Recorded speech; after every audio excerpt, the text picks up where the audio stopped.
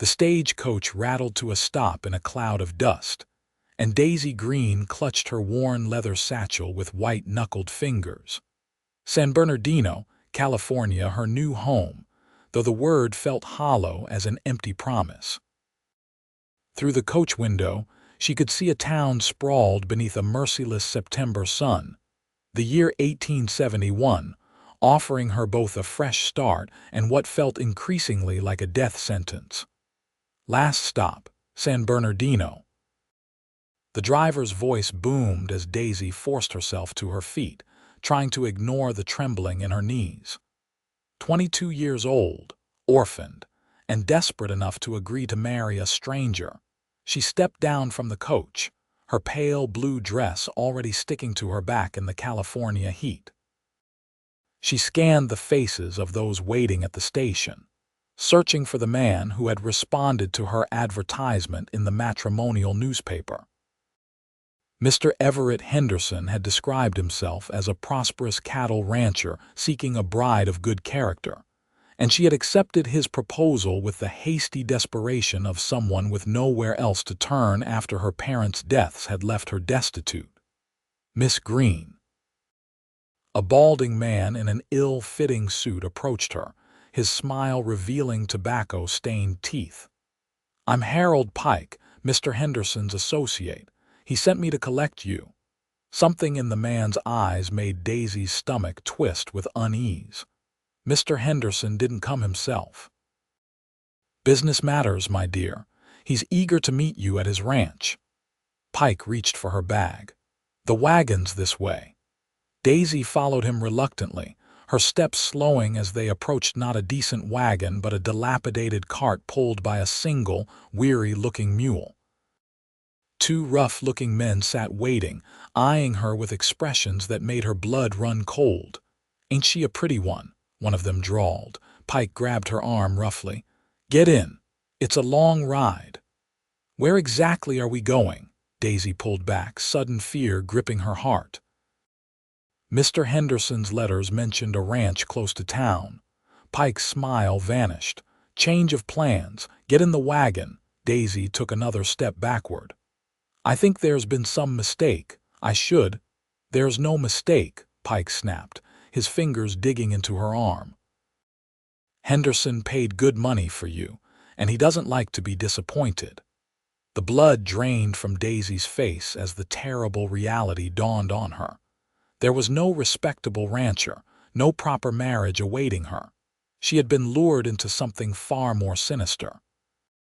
"Let me go," she pleaded, trying to wrench free. "What's the trouble here?" A deep voice cut through the commotion. Daisy turned to see a tall man approaching them. Dust covered his worn leather boots and denim trousers, and the revolver at his hip wasn't for show. His face was partly shadowed by a wide-brimmed hat, but she could see sharp blue eyes studying the situation with dangerous intensity. "None of your business, cowboy," Pike snarled. "Just collecting Mr. Henderson's mail-order bride." The stranger's gaze shifted to Daisy, taking in her pale face and frightened eyes. His expression hardened. "You don't have to do this," he said to her quietly. The simple words, spoken with such certainty, nearly broke her. "I don't know what else to do," she whispered. The man stepped closer, positioning himself between Daisy and Pike. "I believe the lady's having second thoughts about this arrangement." Pike's hand moved toward his jacket. "Yates Oakley, always sticking your nose where it don't belong." The cowboy Yates didn't flinch. "Henderson doesn't own a ranch. He runs girls at that hellhole up in the hills. Is that what you signed up for, miss?" Daisy shook her head, horror washing over her. "Last chance to walk away, Pike," Yates said, his voice deceptively calm. Pike lunged suddenly, drawing a pistol, but Yates was faster. A single punch sent the smaller man sprawling in the dirt. The two men in the wagon jumped to their feet, but froze when Yates's hand settled on his holstered gun. "Miss," Yates said without looking at her, "I suggest you step back toward the station." Daisy didn't need to be told twice. She backed away as Pike struggled to his feet, blood streaming from his nose. "Henderson won't forget this," Pike spat. "Neither will I," Yates replied. "Tell him if he wants to talk about it, I'll be around." The three men finally retreated, the cart rattling away in a cloud of dust. Only when they were out of sight did Yates turn to Daisy. "Are you all right, miss?" Daisy nodded shakily, though she was anything but all right. Her future, tenuous as it had been, had just collapsed entirely. "Thank you, Mr. Oakley." "Yates," he corrected. "And you are Daisy Greene." He nodded, studying her thoughtfully. "You came all this way to marry Henderson." "I didn't know," she whispered. "His letters described a respectable ranch. He said he needed a wife to help run his home." She swallowed hard. "I had nowhere else to go after my parents died." Understanding flickered in his eyes. "You're not the first woman Henderson has tricked this way. Usually, his men get them straight from the station before anyone can intervene." Daisy's legs suddenly felt too weak to support her. She sank onto a nearby bench, her small satchel clutched in her lap like a shield. "What am I going to do now? I spent everything I had on the journey here." Yates frowned, removing his hat to reveal sun-streaked brown hair. "You have no other family, no one to wire for help," she shook her head. "No one," he sighed, replacing his hat. "There's a boarding house run by Mrs. Winters. Decent place, fair rates. I can take you there while you figure things out." "I have no money for lodging," she admitted. Yates hesitated, then said, "Mrs. Winters sometimes needs help with cooking and cleaning. She might let you work for your room until you find something more permanent." Hope flickered faintly. "You do that for me, speak to her on my behalf." A ghost of a smile touched his lips. "Let's just say I understand what it's like to arrive somewhere with nothing but hope." He extended his hand. "Come on, it's not far." Daisy took his hand and rose to her feet, acutely aware that in this moment she was placing her trust in yet another stranger. But something told her that Yates Oakley was nothing like the man who had tried to lure her into servitude. As they walked through the dusty streets of San Bernardino, Daisy couldn't help but notice how people nodded respectfully to Yates or called greetings. He answered each one with a courteous tip of his hat, but kept their conversations brief. "You seem well known here," she observed. "Been here about 5 years," he replied. "I work at the Triple Diamond Ranch just outside town, foreman now." "Is that how you knew what kind of man Henderson is?" Yates's expression darkened. "Henderson's operations are an open secret. The law hasn't been able to pin anything on him yet. He's careful and he has friends in high places." They stopped before a 2-story white house with a neat garden. A sign reading "Winter's Boarding House" hung by the front door. "Wait here," Yates said, and disappeared inside. Daisy stood uncertainly on the porch, watching passers-by and wondering what they saw when they looked at her. A desperate woman, a foolish girl, someone to be pitied or scorned. She straightened her shoulders, determined not to appear as lost as she felt. Yates emerged a few minutes later with an older woman whose stern face softened when she saw Daisy. "This is Mrs. Winters. She's willing to give you a room in exchange for help with cooking and housekeeping," Yates explained. The older woman nodded. "Any friend of Yates is welcome here. He says you've had some trouble. She nearly fell into Henderson's trap," Yates said before Daisy could respond. Mrs. Winters's face hardened. "That devil. Well, you're safe now, dear. Come inside and we'll get you settled." "Thank you," Daisy said, overwhelmed by the kindness of these strangers. She turned to Yates. "And thank you, Mr. Oakley. I don't know how to repay you." "No need." He touched the brim of his hat. "Just be careful who you trust in this town, Miss Greene. Not everyone's what they seem." With that warning, he turned and walked away, leaving Daisy to wonder if she'd ever see him again, and why the thought that she might not left her feeling strangely disappointed. The room misses. Winters showed her to was small but clean, with a narrow bed, a wooden dresser, and a window overlooking the garden. After weeks of travel and uncertainty, it felt like a sanctuary. "Bathrooms down the hall," Mrs. Winters explained. "We serve breakfast at 7 and supper at 6. You'll help with both, plus cleaning rooms during the day. Sundays you'll have to yourself." "That sounds more than fair," Daisy said gratefully. Mrs. Winters studied her with shrewd eyes. "Yates doesn't bring people to my door often. Says you had nowhere to go." Daisy explained her situation, her parents' deaths from influenza last winter, the debts that had consumed what little they'd owned, and her desperate decision to become a mail-order bride. "Foolish," Mrs. Winters pronounced, but her tone was kind. "But I've seen worse choices made by those with fewer reasons. Get some rest tonight. Work starts tomorrow." Left alone, Daisy unpacked her meager belongings. 2 dresses besides the one she wore, undergarments, a hairbrush, a small Bible that had belonged to her mother, and a daguerreotype of her parents on their wedding day. She placed the picture on the dresser, ran her fingers over the familiar faces, and finally let herself cry. The tears were a release, washing away the fear and tension of the day. When they finally stopped, she felt empty but calm. She would survive this. She had no other choice. Morning came too soon, but Daisy rose before dawn, dressed in her plainest dress, and made her way downstairs to the kitchen where Mrs. Winters was already at work. "Good, you're prompt," the older woman said by way of greeting. "Start the coffee, then slice that bread for toast." The work was familiar enough. Daisy had helped run her parents' modest household since she was a girl, and she fell into the rhythm easily. By the time the boarders came down for breakfast, she had helped prepare a substantial meal of eggs, bacon, toast, and coffee.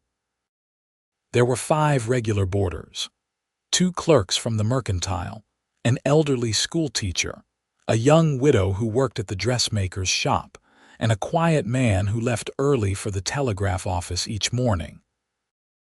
They regarded Daisy with mild curiosity, but asked no intrusive questions, for which she was grateful.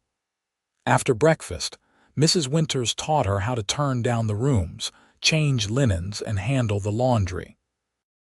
The work was hard but straightforward, and Daisy welcomed the distraction it provided from her uncertain future. A week passed in this routine. Daisy worked from dawn until after supper, fell into bed exhausted each night, and tried not to think too much about what came next. She hadn't seen Yates Oakley again, though Mrs. Winters mentioned him occasionally, always with a mixture of exasperation and fondness that suggested their relationship went beyond mere acquaintance.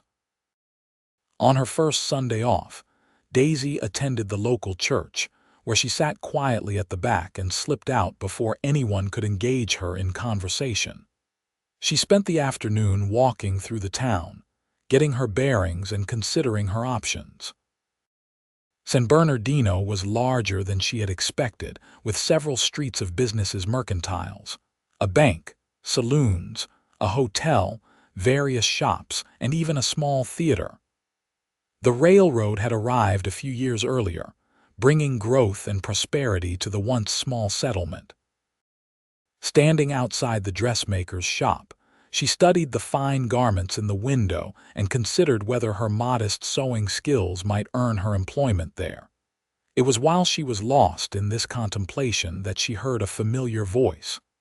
"Miss Greene." She turned to find Yates Oakley dismounting from a handsome chestnut horse.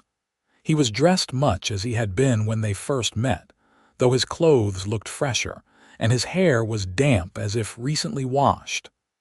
"Mr. Oakley," she greeted him with a smile that surprised her with its warmth. "I was beginning to think you'd left town. Been busy at the ranch," he replied. "Spring roundups keeping us all working dawn to dusk. How are you settling in at Mrs. Winters's place?" "Very well, thank you. She's been most kind," he nodded, seeming pleased. "She's good people, tough but fair. She speaks highly of you. A hint of color touched his tanned cheeks. Known her since I first came to town. She helped me out when I needed it, like she's helping you. Daisy was struck by this glimpse into his past. You weren't always at the Triple Diamond Ranch. No. He didn't elaborate, and something in his expression suggested the subject was closed. You heading back to the boarding house now? I can walk with you. She nodded, and they fell into step together, his horse following obediently behind them. Daisy was acutely aware of the curious glances they attracted from passers-by. Have you thought about what you'll do next? Yates asked after they'd walked a block in comfortable silence. I'm considering seeking employment at the dressmaker's shop. I'm a fair hand with a needle, though nothing extraordinary. He glanced sideways at her. Mrs. Winters said you're good in the kitchen. The ranch cook's been talking about needing help.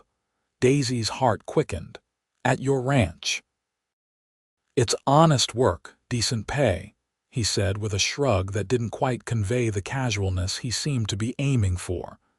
You'd have your own cabin, though it's small. Most of the men take their meals in the cookhouse, so it's a lot of work, but old Pete, that's the cook, he's getting on in years and could use the help. You'd recommend me for such a position. You hardly know me. His blue eyes met hers directly. I'm a good judge of character, Miss Greene. Had to be in my line of work. You strike me as someone who does what needs doing without complaint. It was the most he'd said to her at once, and Daisy found herself touched by the assessment. When would I need to decide? I'm riding back out tomorrow morning. Could take you with me if you're interested. They had reached the boarding house. Daisy paused at the gate, considering. May I let you know in the morning? I should discuss it with Mrs. Winters first. He nodded. I'll stop by around 7. After he left, Daisy found Mrs. Winters in the kitchen preparing supper. She explained Yates's offer, half expecting the older woman to be upset at the prospect of losing her help so soon. To her surprise, Mrs. Winters smiled. I was wondering when he'd get around to that. Been watching him wrestle with the idea all week. You knew he was going to offer me a position. Not exactly, but I know Yates. He doesn't like loose ends or people in difficult spots, and he mentioned the cook needed help weeks ago. She wiped her hands on her apron. The Triple Diamond is a respectable outfit. The owner, Mr. Douglas, runs a tight ship. No drinking or carousing on the property. You'd be safe there. Would you be terribly inconvenienced if I accepted? I don't wish to leave you short-handed after your kindness.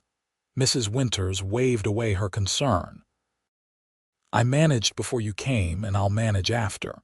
The pay will be better than what I can offer, and you need to build a future for yourself. Her expression softened. Besides, it's not like you're going to the moon. The ranch is only an hour's ride out. You can visit on your days off. Later that night, alone in her room, Daisy considered her options carefully. Working at the Triple Diamond would mean leaving the relative security of town, but it offered better pay and perhaps more independence. And though she was reluctant to acknowledge it, the prospect of seeing more of Yates Oakley held its own appeal. There was something about the quiet cowboy that intrigued her, a sense of hidden depths beneath his reserved exterior.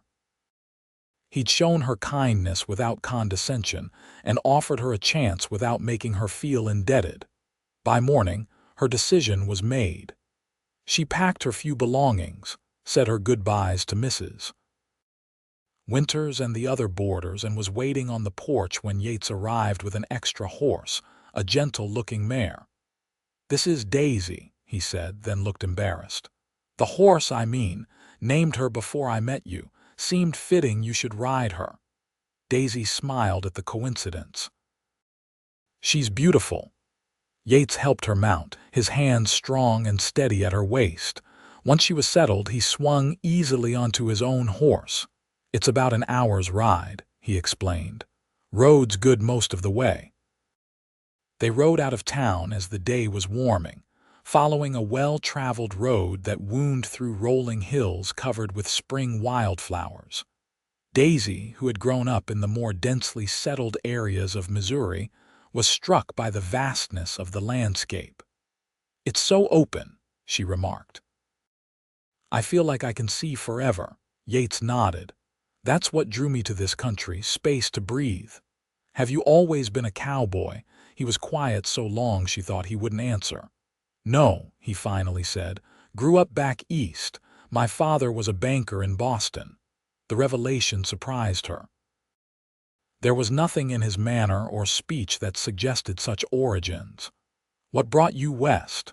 "War," he said simply. "Served in the Union Army, couldn't settle back into city life afterward, needed open spaces and work that made sense." Daisy nodded, understanding.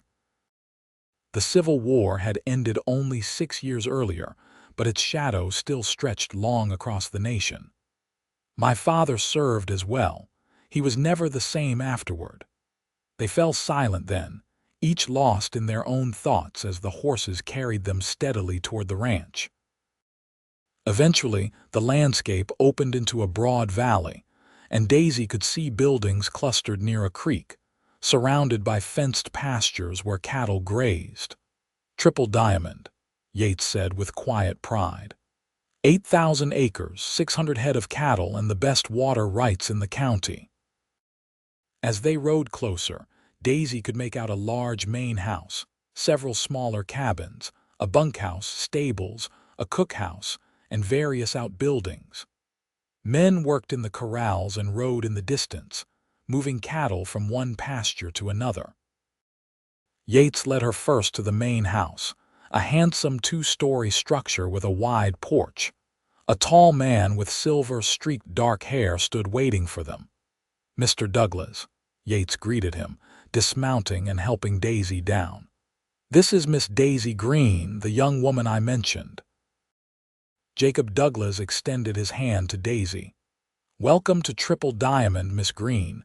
Yates tells me you're interested in helping out in our kitchen." "Yes, sir," she replied. "I'm a capable cook and quick to learn." Douglas nodded approvingly. "Old Pete runs the kitchen like his personal kingdom, but he's been complaining about his joints for months now. Having a young pair of hands will be a welcome relief." He gestured toward a small cabin set slightly apart from the others. "That'll be yours if you decide to stay. It's basic but sound.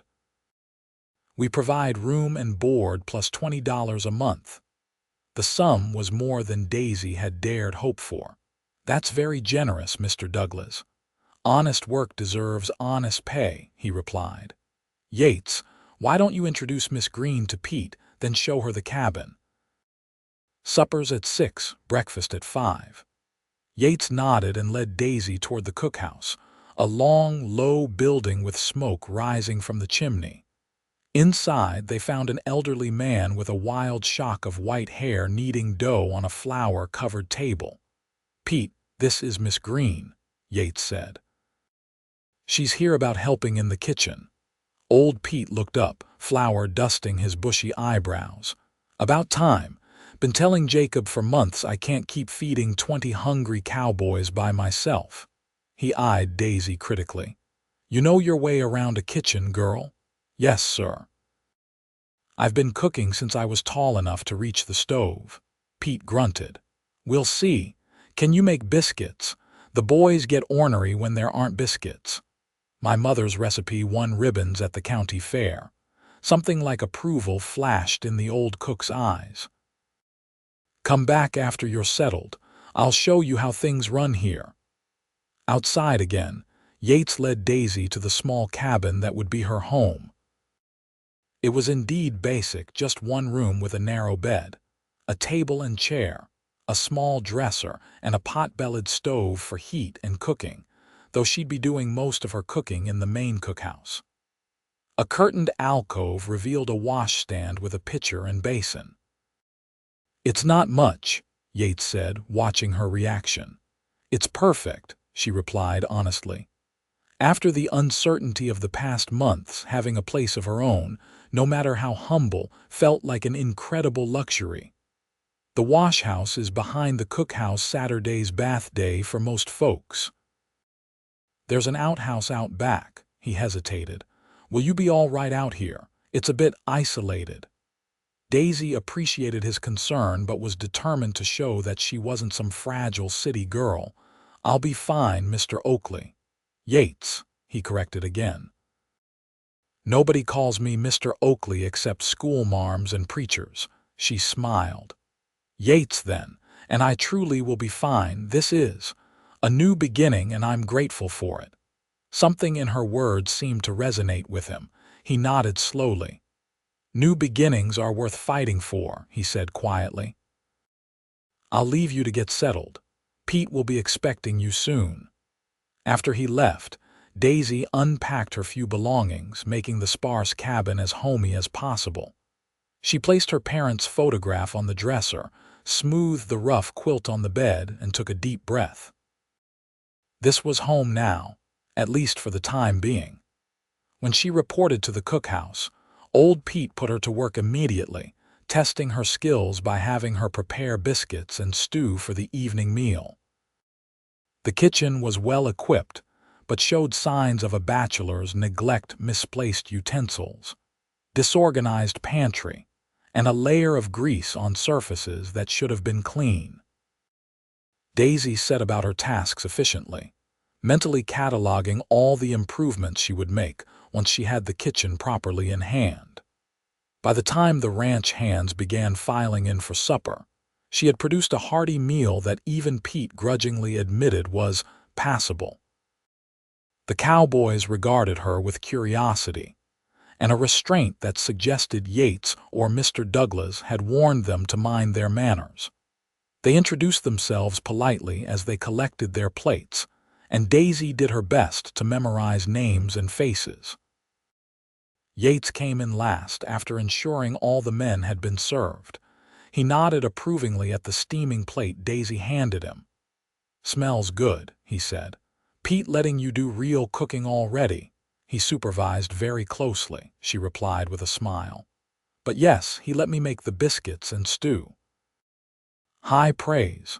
Pete usually doesn't let anyone touch his stove for the first week. As the days passed, Daisy settled into the rhythm of ranch life. She rose before dawn to help Pete prepare breakfast for the hungry cowboys, spent the mornings cleaning and preparing lunch, then had a few hours in the afternoon to herself before it was time to start supper. She used this free time to make her cabin more comfortable, sewing curtains from fabric Mr. Douglas's wife had kindly given her and planting a small flower garden by the door. She also began exploring the ranch, walking along the creek and admiring the stunning vistas of mountains and valleys. Often during these walks, she would see Yates in the distance, working with the cattle or training horses. Sometimes he would raise a hand in greeting if he noticed her, and she would wave back, feeling a strange flutter in her chest that she tried not to examine too closely. 2 weeks after her arrival, Daisy was returning from one of her afternoon walks when she heard a commotion near the corrals. Running toward the sound, she found a crowd gathered around someone on the ground. "Make way," she called, pushing through. Her heart stuttered when she saw it was Yates lying there, his face pale beneath his tan, a bloody gash visible on his forehead. "What happened?" she demanded, kneeling beside him. "New stallion threw him," one of the hands explained. "Hit his head on the corral post on the way down." Daisy checked his pulse strong and steady and examined the wound. It was bleeding freely but didn't look deep enough to be dangerous. "Help me get him to his cabin," she instructed. "Carefully now." 4 of the men lifted Yates, who was starting to regain consciousness, and carried him to his cabin at the edge of the property. It was larger than Daisy's but similarly furnished, though books were stacked everywhere on the table, beside the bed, even on the windowsill. They laid him on the bed, and Daisy sent one of the younger hands to fetch clean water and bandages from the cookhouse. As the others filed out, Yates opened his eyes, looking disoriented. "Lie still," Daisy told him firmly. "You've had a bad fall." Recognition dawned in his blue eyes. "Daisy." "Yes, you're in your cabin. That stallion decided you needed a lesson in humility, it seems." A ghost of a smile touched his lips. "Wouldn't be the first time." The young hand returned with water, bandages, and a concerned Pete in tow. "Damn fool," Pete muttered, looking at Yates. "Told you that horse wasn't ready for riding." Yates winced. "Thought I had him figured out." Daisy dipped a clean cloth in the water and began gently cleaning the wound on his forehead. "Hold still. This might sting." He submitted to her ministrations without complaint, though she could feel him tense when she touched the most painful areas. The cut wasn't as bad as she'd initially feared, but it would need stitches to heal properly. "You have a sewing kit?" she asked Pete. The old cook nodded. "I'll fetch it. You know how to stitch a wound." "My father taught me. Said it was a useful skill for anyone to have." When Pete returned with needle and thread, Daisy sterilized them as best she could with a splash of whiskey from a bottle she found in Yates's dresser. She worked quickly and neatly, placing 5 small stitches to close the wound while Yates lay still as stone beneath her hands. "There," she said, tying off the last stitch. "Keep it clean, and I'll check it tomorrow to make sure there's no infection." Yates caught her hand as she moved to rise. "Thank you," he said quietly. The simple contact sent warmth spreading up her arm. "You do the same for me." His eyes held hers for a long moment before he released her hand. "Yes," he said, "I would." Daisy checked on him that evening and again the next morning, bringing him breakfast when he didn't appear in the cookhouse. By the 3rd day, he was back on his feet, though Mr. Douglas had ordered him to avoid any strenuous work until the wound healed completely. This restriction left Yates restless and irritable. Daisy found him sitting on his porch one afternoon, glaring at the distant corrals where the other men were working. "You look like a caged lion," she remarked, handing him a cup of coffee. He accepted it with a nod of thanks. "Never been good at sitting idle." "Then don't." She gestured to the books visible through his open door. "Read something, or you could help me organize the pantry and the cookhouse. Pete's system is incomprehensible, and he refuses to let me change it without approval from someone he respects." Yates raised an eyebrow. "And he respects me." "More than he respects my city girl notions about where flour should be stored," she replied with a smile. To her surprise, he agreed, and they spent the afternoon in the cookhouse, reorganizing shelves and sharing stories.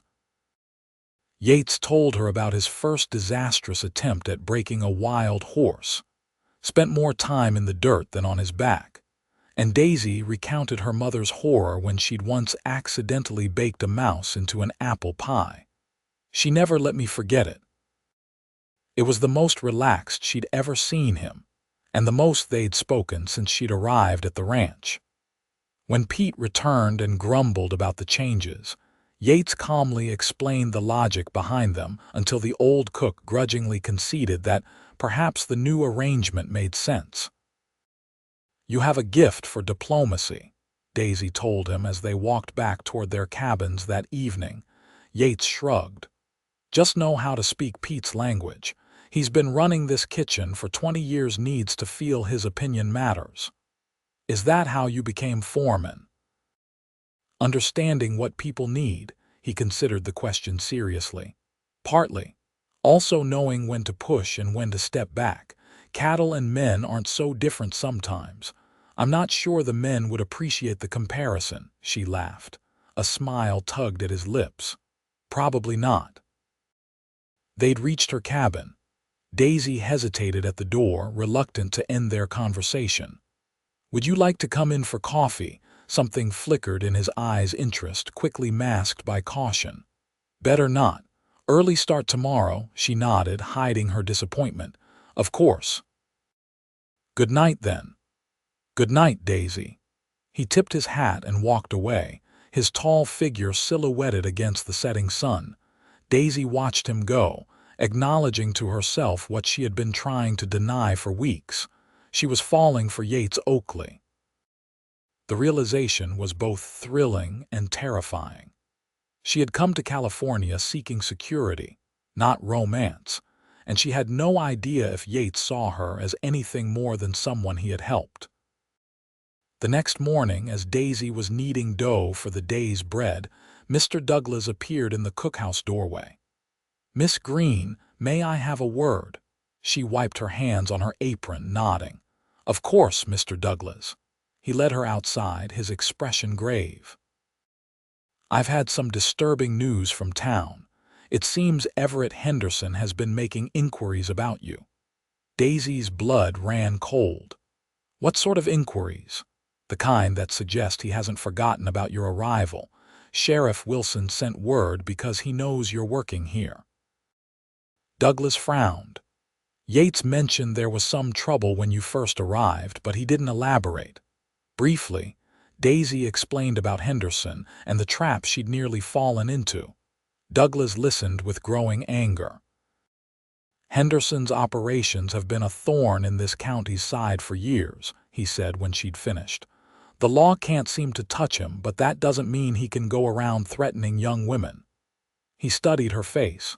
"Do you feel safe here?" "Yes," she said without hesitation.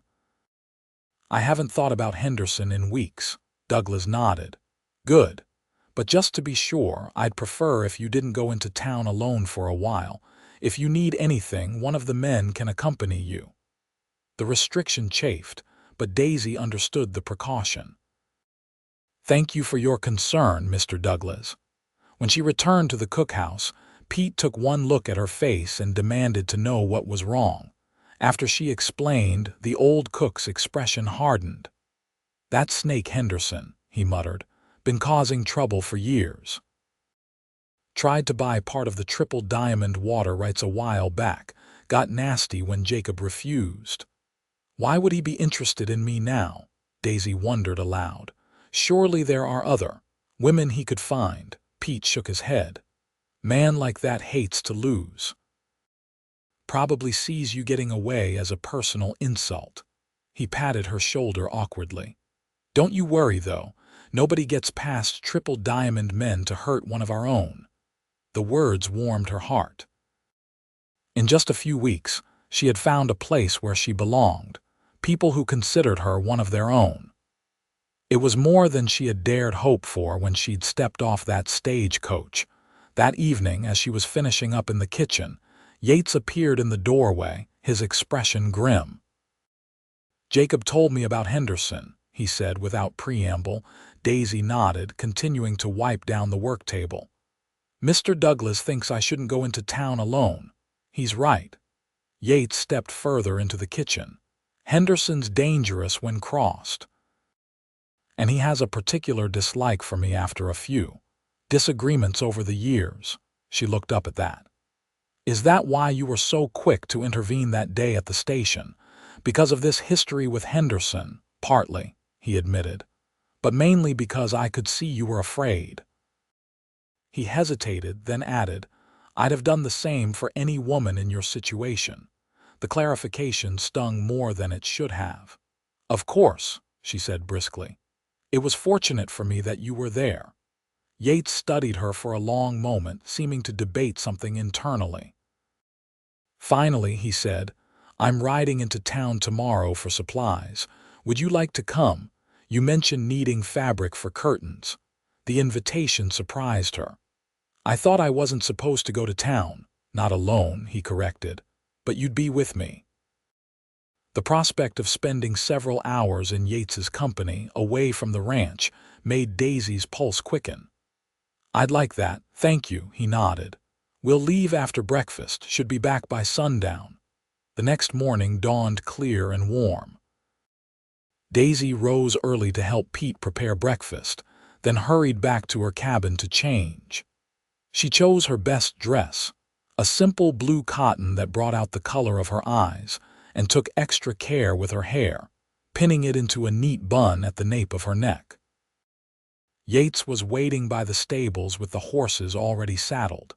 He wore clean clothes and had trimmed his beard, she noticed, wondering if he had made the effort for her benefit or simply because they were going into town. "Ready?" he asked, helping her mount. The ride to San Bernardino was pleasant, the spring morning crisp and fragrant with wildflowers.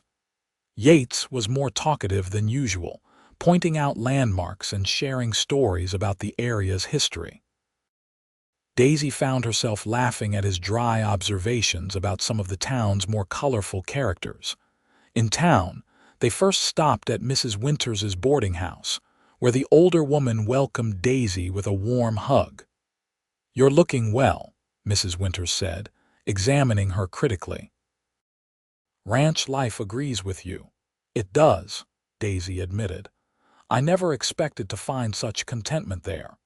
Mrs. Winters's knowing gaze shifted between Daisy and Yates. "I imagine the company has something to do with that."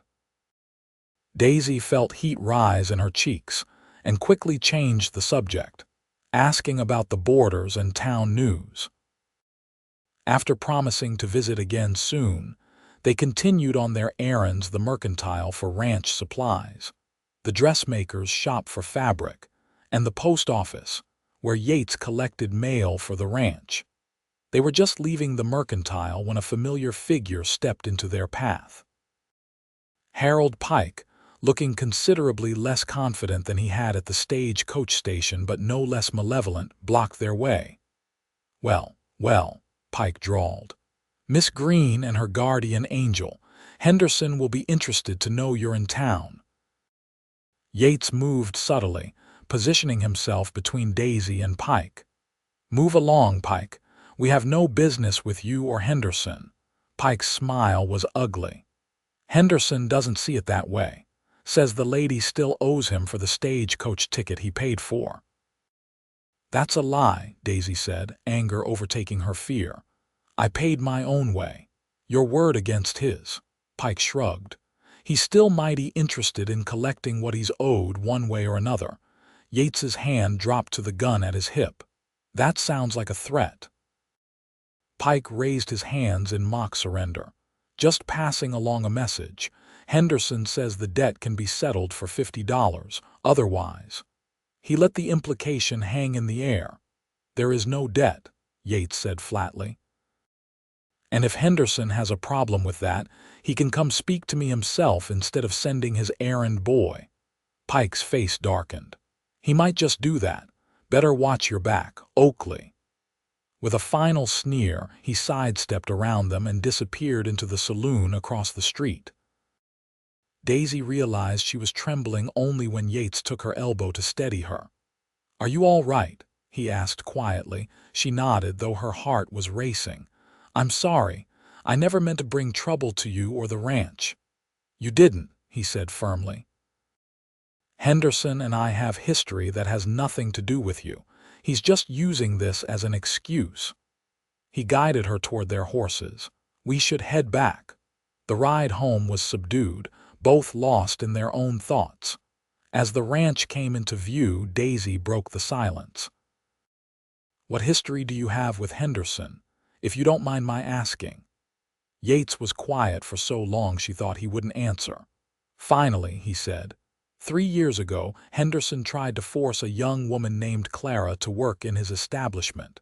She was the sister of one of our ranch hands. I helped her escape to her family in Oregon." His jaw tightened. "Henderson doesn't like losing what he considers his property." "Is that why you helped me? Because of Clara?" He looked at her directly.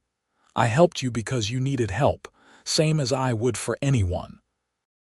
After a pause, he added more softly, "But I've come to care about what happens to you for entirely different reasons." Before Daisy could respond to this startling admission, they reached the ranch, where Mr. Douglas was waiting for them with news that instantly drove all other concerns from their minds. "Rustlers hit the north pasture last night," Douglas told them grimly. "Took 20 head and shot Ben Matthews when he tried to stop them. Doc's with him now, but it doesn't look good." Yates dismounted in one fluid motion, all his attention on his employer. How many men? 4 or 5, according to Matthews. Masked, but he thought he recognized one of the horses as belonging to the Cross T outfit. Yates's expression hardened. Henderson's ranch, Douglas nodded. That's my thinking too. Sheriff's on his way out, but you know how these things usually go. Too little evidence. Too late to do anything about it, Yates agreed bitterly. I'll gather some men and check the north boundary, see if we can pick up their trail. As Yates strode toward the bunkhouse, Douglas turned to Daisy. Pete could use some help preparing food for the men. They'll be riding hard today. Grateful to have something useful to do, Daisy hurried to the cookhouse, where she and Pete spent the next hours preparing sandwiches, filling canteens, and baking extra bread and cookies for the men who would be tracking the rustlers. Yates and 4 other men rode out just before noon, grim-faced and heavily armed. Watching them go, Daisy felt a knot of fear tighten in her stomach. The confrontation with Pike in town suddenly seemed like a prelude to something much more dangerous. The day passed slowly. Ben Matthews died of his wounds in the late afternoon, adding grief to the tension that hung over the ranch. Pete closed the kitchen early, saying no one would have much appetite for supper, and Daisy retreated to her cabin, finding it impossible to concentrate on anything. As darkness fell, she lit a lamp and sat by the window, watching for any sign of the returning riders.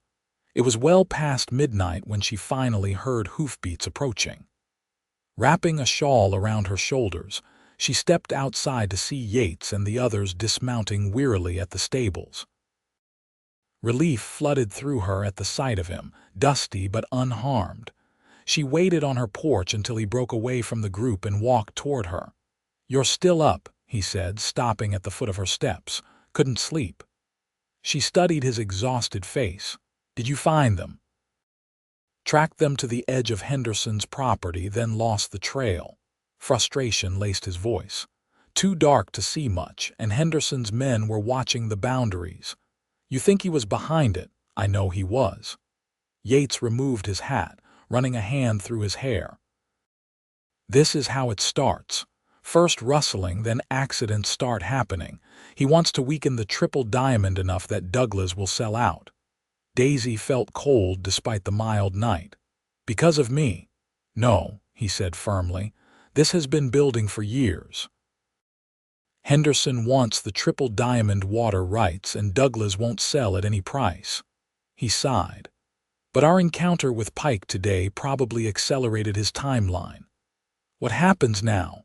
We double the guards on the herds, watch our backs, and wait for Henderson to make his next move."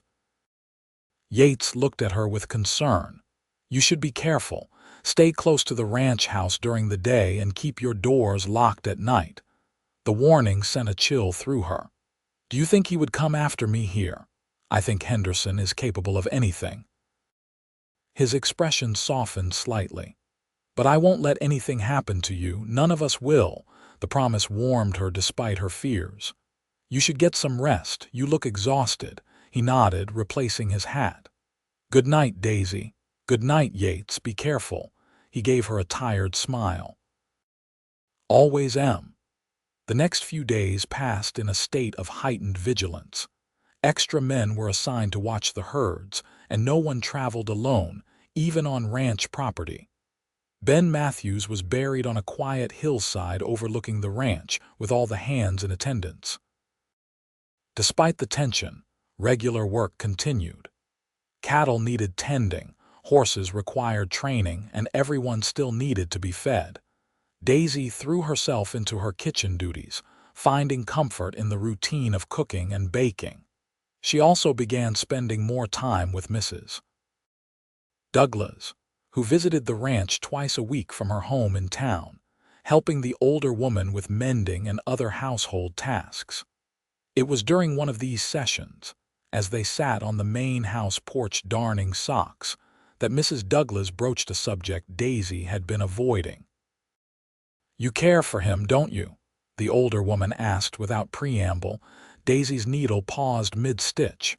"For whom?" Mrs. Douglas gave her a knowing look. Yates, of course. I've seen how you watch him when you think no one's looking. Heat crept into Daisy's cheeks.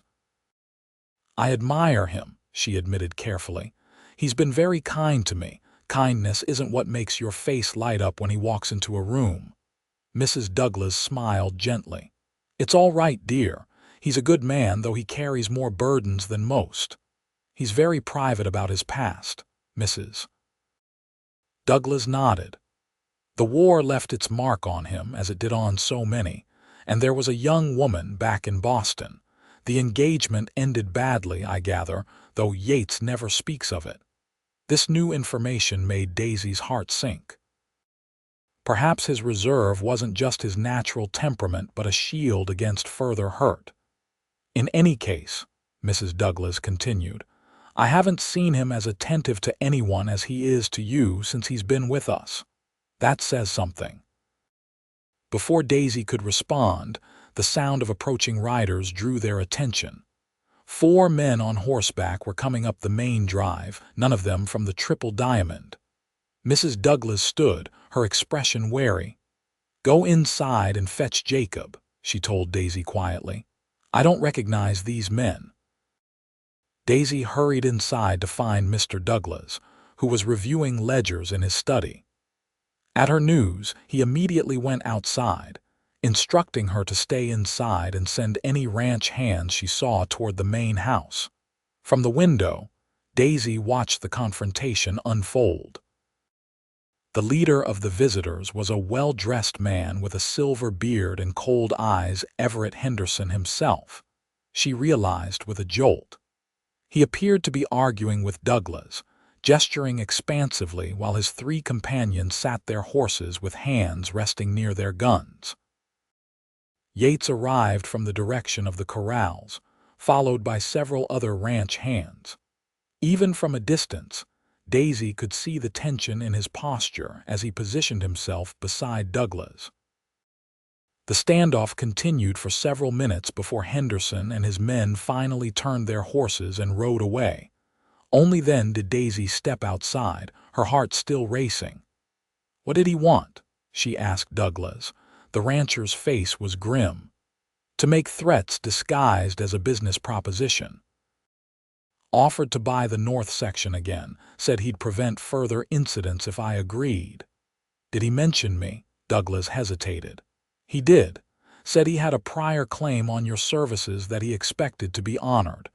Yates's expression was thunderous. He won't touch her. No, he won't, Douglas agreed. I made it clear that Miss Greene is under Triple Diamond protection now, and any move against her would be considered an act of war. The declaration both touched and alarmed Daisy. I never meant to bring such trouble to your doorstep. Douglas patted her shoulder. Henderson was looking for excuses long before you arrived, Miss Greene. Don't take his sins on yourself. That night, unable to sleep, Daisy sat on her porch watching the stars. The vastness of the night sky usually brought her peace, but tonight it only emphasized how small and vulnerable she felt in the face of Henderson's threats. A movement caught her eye, a figure approaching from the direction of the bunkhouse. She tensed until the moonlight revealed Yates's familiar outline. You shouldn't be out here alone, he said as he reached her porch. I couldn't sleep. She made room for him on the step beside her. I keep thinking about Henderson and what he said. Yates sat, his shoulder brushing against hers. Henderson talks big, but he knows taking on the Triple Diamond directly would be costly. But people have already been hurt. Ben Matthews died because of this feud. Yes, Yates acknowledged grimly, and Henderson will answer for that. The sheriff may not be able to prove anything, but there are other ways justice gets served out here. There was something in his tone that made Daisy look at him sharply. What are you planning? Nothing you need to worry about. That's not reassuring. She laid a hand on his arm. Please don't do anything reckless. Henderson isn't worth your life. His gaze dropped to her hand on his arm, then rose to her face. Some things are worth any risk, he said quietly. The moment stretched between them, charged with unspoken feelings. Then, with a gentleness that made her heart ache, he reached up and tucked a stray strand of hair behind her ear. "I've been fighting this since the day I met you," he murmured. "Fighting what?" she whispered, though she knew hoped what he meant. "This." He leaned forward slowly, giving her time to pull away if she wished, and pressed his lips to hers. The kiss was tentative at first, a question rather than a demand. When Daisy responded, sliding her arms around his neck, it deepened into something more urgent, years of loneliness and longing channeled into this single connection. When they finally broke apart, both breathing heavily, Yates rested his forehead against hers. "I should have done that weeks ago." Daisy smiled, her heart so full she thought it might burst. "I wouldn't have objected," he chuckled, the sound warming her more thoroughly than any fire. "Good to know." More seriously, he added, "I can't offer much, Daisy, just a foreman's salary and a life that's sometimes dangerous." "I'm not asking for riches," she replied. "Just you." He kissed her again, more briefly this time. "We should wait until this business with Henderson is settled before making any formal plans. I want you to be safe." Though disappointed, Daisy nodded. "I understand." Yates stood reluctantly. "I should get back. We're doubling the night watch until further notice." "Be careful," she said, rising to face him. He touched her cheek. "Always am." As she watched him walk away, Daisy felt a mixture of joy and apprehension. She had found something precious here, not just Yates, but a place where she belonged, people who valued her. The thought that Henderson threatened all of it filled her with a determination she hadn't known she possessed. The next morning, she approached Mr. Douglas with an idea. "I'd like to learn to shoot," she told him, standing in his study with her back straight and her chin lifted. Douglas raised an eyebrow. "May I ask why?" "Because I refuse to be helpless if Henderson or his men come for me," she said firmly. "I won't put others at risk because I can't defend myself." The rancher studied her thoughtfully. "Does Yates know you're asking me this?" "No, and he probably wouldn't approve." A smile tugged at Douglas's mouth. "Probably not. He's protective of those he cares about." He considered for another moment, then nodded. "Very well. Mrs. Douglas is actually quite proficient with a revolver. I'll ask her to give you lessons when she visits tomorrow." True to his word, Douglas arranged for his wife to teach Daisy the basics of handling and firing a small revolver. They practiced behind the main house, using bottles set on fence posts as targets. "The key is to breathe steadily," Mrs. Douglas instructed, demonstrating the proper stance. "Inhale, aim, exhale as you squeeze the trigger. Don't jerk it." Daisy was a quick study. By the end of their second lesson, she could hit the target consistently at a reasonable distance. Mrs. Douglas presented her with a small .32 caliber revolver. "Keep it with you," the older woman advised. "Hopefully, you'll never need to use it, but it's better to have it and not need it than need it and not have it." Daisy kept the gun hidden in her cabin, not wanting to worry Yates unnecessarily. Their relationship had blossomed in the days since that first kiss, with stolen moments of tenderness amidst the ongoing tension of the Henderson situation. They were discreet around the other ranch hands, but Daisy suspected everyone knew how things stood between them. A week passed without incident, then another. Slowly, the sense of imminent danger began to recede, though the extra guards remained in place. Daisy started to hope that perhaps Henderson had decided the Triple Diamond was too well defended to press his advantage. Then came the fire. It started in the middle of the night, flames licking at the hay stored in the barn. The crack and roar of the blaze woke the entire ranch, men pouring from the bunkhouse to form a bucket brigade from the creek. Daisy joined the effort, passing buckets alongside everyone else, the heat of the fire scorching her face as she worked. Through the smoke and chaos, she glimpsed Yates leading frightened horses from the burning structure, disappearing into the flames and emerging again with another animal. After 2 exhausting hours, they managed to contain the fire before it could spread to other buildings. But the barn was a total loss, along with a significant amount of hay and equipment. As dawn broke over the smoldering ruins, Mr. Douglas called everyone together. "This was deliberate," he said grimly. "Tom found evidence of coal oil along the back wall." A murmur of anger ran through the gathered ranch hands. "Henderson," someone spat. Douglas nodded. "Most likely, but without proof the sheriff can't do much." He surveyed the tired, soot-streaked faces of his men. "I want double guards on all buildings from now on, not just the herds.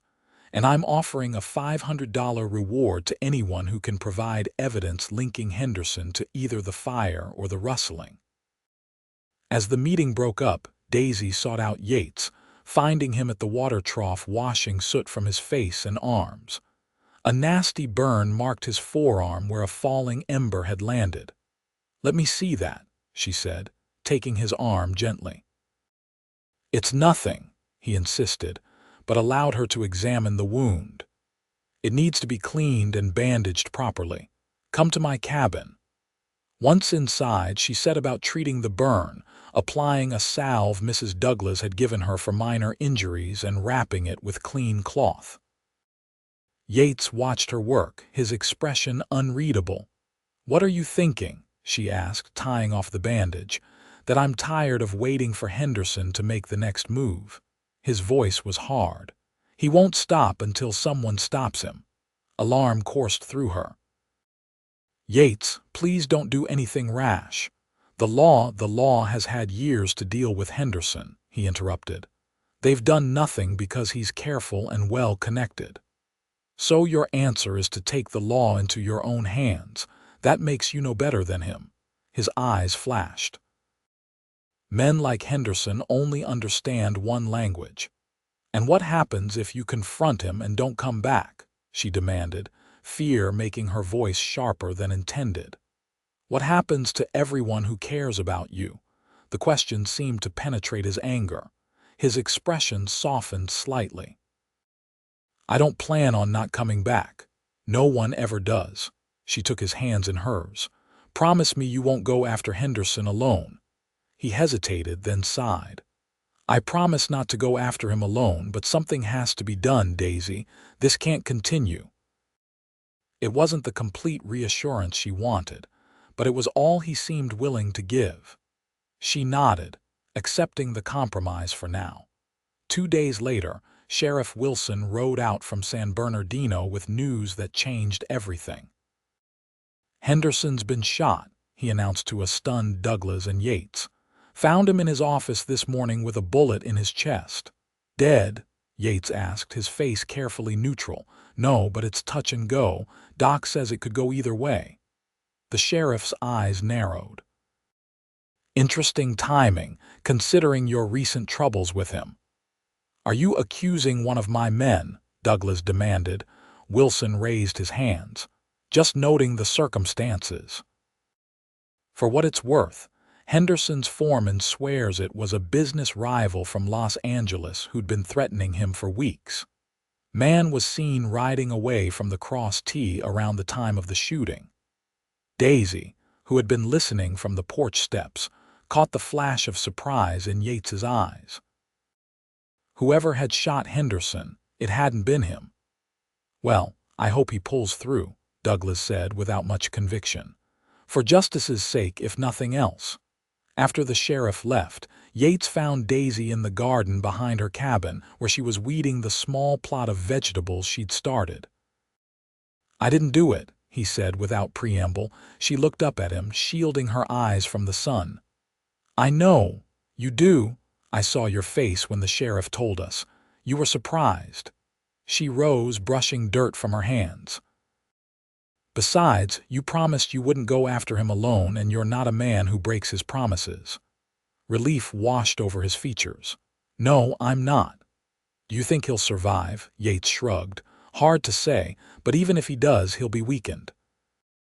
His type of operation depends on him being seen as untouchable. This changes things. Indeed, over the next few weeks, they began to hear rumors of Henderson's empire crumbling. He survived his wound but was reportedly bedridden and in poor health. Several of his men, including Pike, had left his employ, and the Cross T was being sold off in parcels to cover debts. The pressure on the Triple Diamond eased. The extra guards were reduced, and life began to return to normal. With the immediate danger past, Daisy and Yates's relationship flourished in the open. They took rides together on days when work allowed, shared meals on her porch in the evenings, and made plans for a future that suddenly seemed within reach. One evening in late summer, as they sat watching the sunset, Yates took her hand. "I've been thinking," he began. "A dangerous pastime," she teased. He smiled. "Maybe so, but I've been thinking that life's too uncertain to waste time." He reached into his pocket and withdrew a small box. "I had this sent from San Francisco." Daisy's breath caught as he opened it to reveal a simple gold ring set with a small diamond. "Yates." "I love you, Daisy Greene," he said, his voice steady despite the vulnerability in his eyes. "I think I started falling for you that first day at the station, when you looked so afraid but still held your ground. You're the bravest, strongest woman I've ever known, and I'd be honored if you'd agree to be my wife." Tears blurred her vision. "Yes," she whispered. "Yes, I'll marry you." He slipped the ring onto her finger, then gathered her into his arms for a kiss that held all the promise of their future together. They were married a month later in the small church in San Bernardino, with the entire Triple Diamond in attendance. Mrs. Winters provided the wedding cake, and Mr. Douglas gave the bride away. Even old Pete shed a tear or two, though he later denied it vehemently. As a wedding gift, Douglas offered them the foreman's house, a comfortable two-bedroom structure that had stood empty since the previous foreman had left to start his own ranch. It was close enough to the main operations for Yates to perform his duties easily, but provided more privacy than their separate cabins had. Daisy continued working in the cookhouse, though now as the head cook, rather than Pete's assistant. The old man had finally admitted he was ready for retirement and moved into a small room off the main house, where he could still offer advice, often unsolicited, but leave the heavy work to younger hands. In the autumn, they received word that Everett Henderson had died, not from his wound but from an infection that had set in afterward. The news brought closure rather than joy. Henderson had caused much suffering, but death was a harsh final judgment for any man. Winter came, bringing with it the news that Daisy was expecting their first child. Yates received the information with stunned delight, lifting her off her feet in a jubilant embrace when she told him. "A baby," he marveled, his hand gentle on her still flat stomach. "Our baby. Are you happy?" She asked, though his joy was unmistakable. "Happier than I ever thought possible," he assured her, kissing her tenderly. "When I think about how close I came to not stopping that day at the station." "But you did stop," she reminded him. "You said I didn't have to do it, and you were right. I found another way, a better way, because of you." Their son, Jacob Thomas Oakley, was born the following June, a sturdy, healthy boy with his father's blue eyes and his mother's determined chin. Yates took to fatherhood with unexpected ease, spending hours walking the colicky baby when Daisy needed rest, changing diapers without complaint, and telling the infant elaborate stories about horses and cattle that made Daisy laugh. "He doesn't understand a word you're saying," she pointed out one evening as Yates explained the finer points of breaking a wild horse to their 3-month-old son. "He understands the important parts," Yates insisted, "that his father loves him and will teach him everything he needs to know. As Jacob grew, so did their family. A daughter, Emma Rose, joined them 2 years later, followed by another son, William Henry, 2 years after that. The Triple Diamond prospered under Douglas's leadership, with Yates eventually becoming a partner in the operation when the older man decided to scale back his involvement. Daisy never forgot how close she had come to a very different fate that day in San Bernardino. Sometimes, on quiet evenings when the children were asleep and she and Yates sat on their porch watching the stars, she would reflect on the journey that had brought her here. "You ever regret it?" she asked him once. Getting involved with a frightened mail-order bride and all the trouble that followed. Yates took her hand, his thumb tracing over the simple gold band that had adorned her finger for 7 years now. "Not for a single moment," he said.